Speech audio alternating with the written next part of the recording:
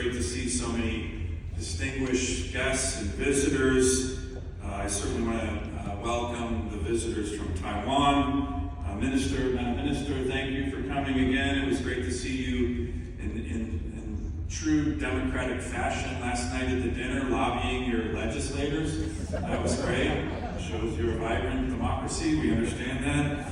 Speaking of vibrant democracies, I want to thank my friend Johnny Chang, the VP of the legislature. How about a round of applause for all our Taiwanese visitors and legislators?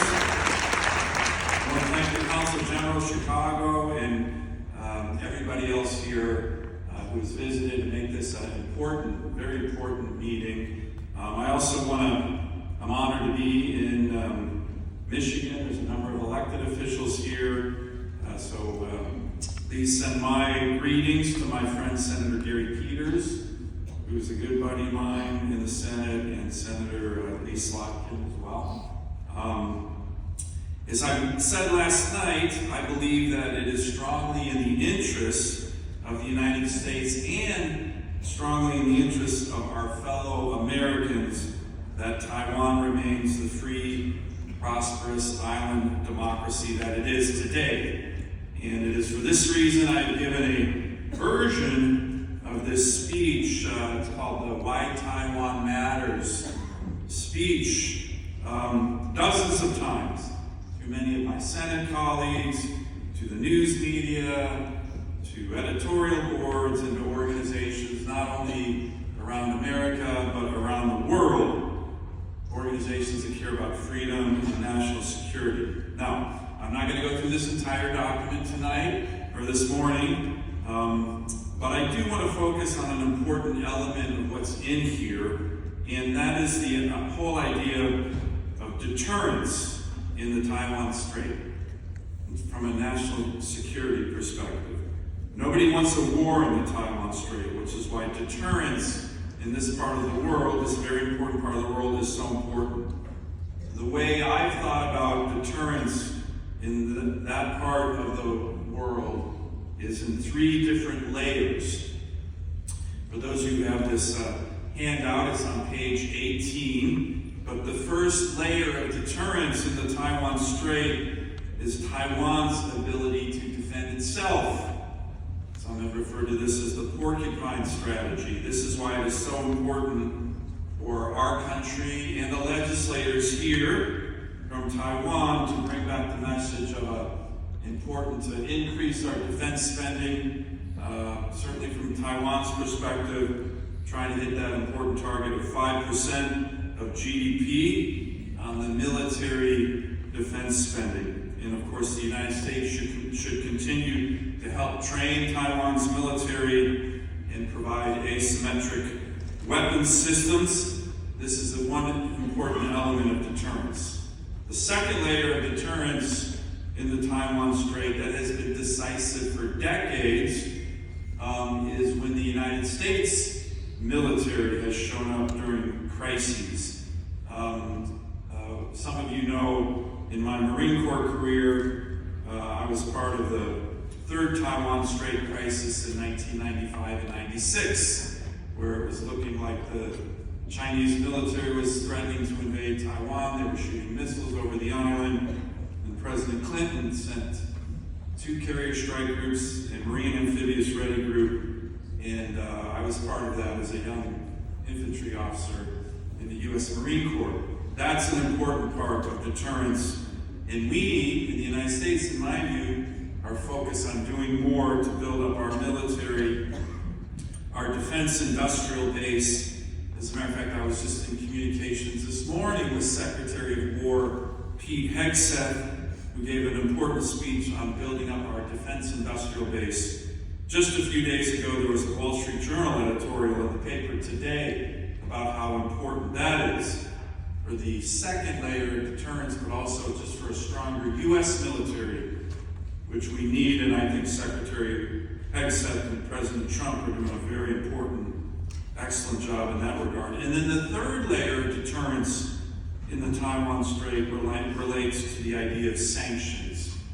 Massive sanctions against the Chinese Communist Party, its leaders, if they triggered an invasion. Economic, energy, financial sanctions. And this is part of my bill that I have in the Congress right now called the Stand With Taiwan Act. It would do that. It's very bipartisan. Some of the top Democrat senators, top Republican senators in the U.S. Senate are co-sponsors of my bill. And this is another element of deterrence, because again, we want to deter war, but nobody wants a war in the Taiwan Strait. So I've been talking a lot about national security and security, but this is a meeting of the North America Taiwan Chamber of Commerce.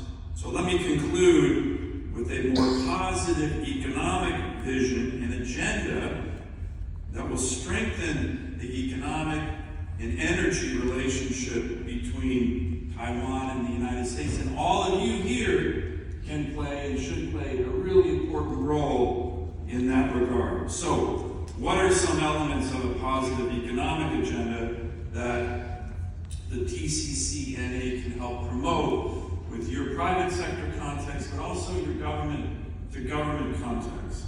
First, I hope we can finish the U.S. trade deal with Taiwan soon. The President has put together a really good team: Secretary Lutnick, the Secretary of Commerce, Ambassador Greer, the U.S. Trade Representative, Secretary Bessent, the Secretary of the Treasury, Secretary Bright, the Secretary of Energy, Secretary Burgum, who's also in charge of energy in the cabinet of the Trump administration. These are all just first-rate individuals. And I know that Secretary Lutnick, about a month ago, said on a radio or a CNBC show recently, we, quote, have a big deal with Taiwan that is coming soon. I think that would be good for both Taiwan and the United States. And it is important that we work together to decrease the very significant trade imbalance between the United States and Taiwan. So that would be one very important element. Finish that important trade deal. Second, we need to continue in the Senate to work on the passing of the U.S.-Taiwan Expedited Double Tax Relief Act.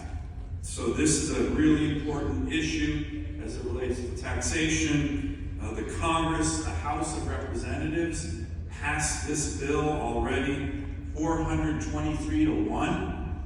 Nothing in the House passes 423 to 1. Right? So it shows the strong bipartisan support for this initiative. I'm a co-sponsor in the Senate of the Double Tax Relief Act, so we need to move forward on that soon, and I'm hoping that we can do that in the United States Senate. And then finally, last but certainly not least, from my perspective, is that we need to deepen the U.S.-Taiwan energy relationship. And there is no better way to do that than with the great state of Alaska, a great state that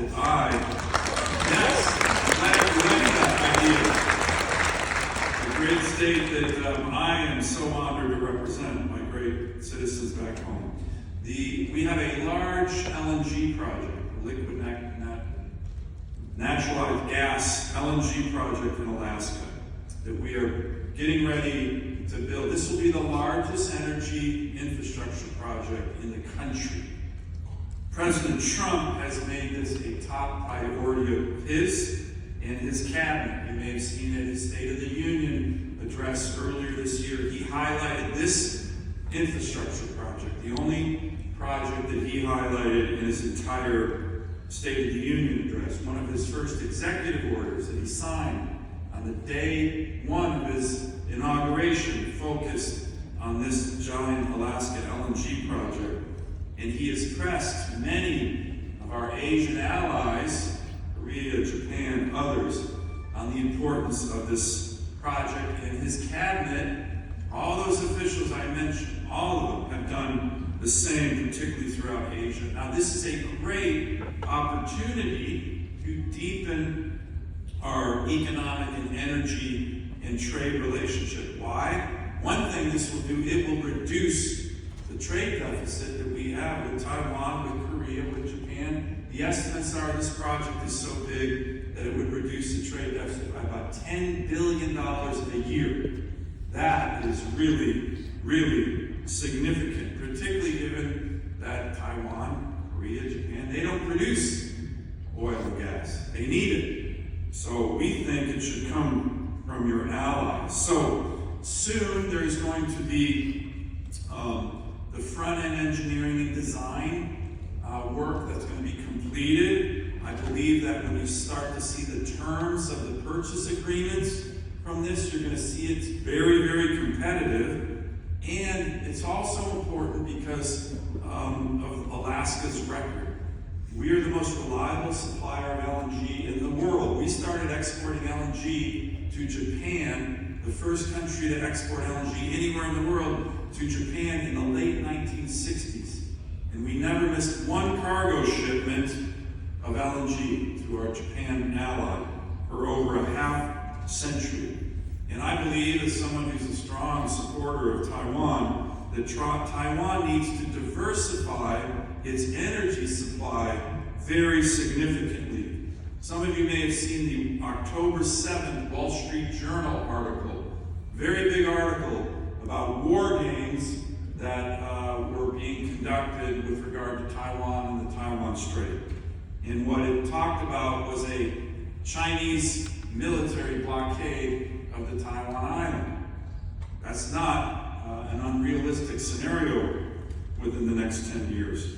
And it talked about Taiwan running out of gas reserves within 10 days, if that happened.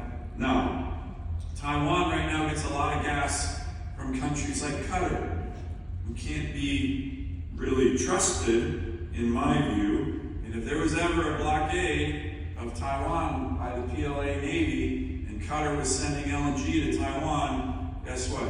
They would turn around. They wouldn't do anything. Okay? If Taiwan was getting natural gas from Alaska and there was a blockade, I'm pretty darn sure Taiwan was going to get the Alaska gas one way or the other. So for all these reasons, I've spoken to senior Taiwanese officials, and more importantly, our Alaska LNG developer has. I spoke to my good friend, Vice President V. Kim, several months ago on a Zoom call that we had on this issue. She said that Taiwan was ready to be the biggest off-taker, purchaser, maybe even an investor. Some of you might have seen that my Governor Mike Dunleavy, he brought a Alaska delegation to Taiwan earlier in the year. They signed a letter of intent, but unfortunately progress has slowed, and I'm worried about a missed opportunity, particularly as someone who cares about Taiwan and focuses a lot about Taiwan. I'm worried about a missed opportunity, in part because you may have seen the news just in the last couple weeks. Senior level officials in the Chinese government are now expressing interest in this project. Okay, well, of course, my strong preference is for our allies, Korea, Japan, Taiwan, Thailand, India, to be the purchasers of this LNG gas.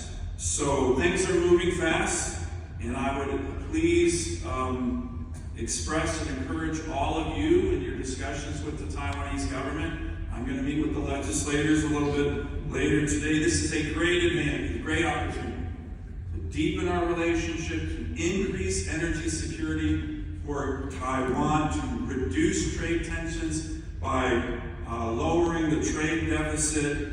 This is a top priority of President Trump's and his cabinet officials.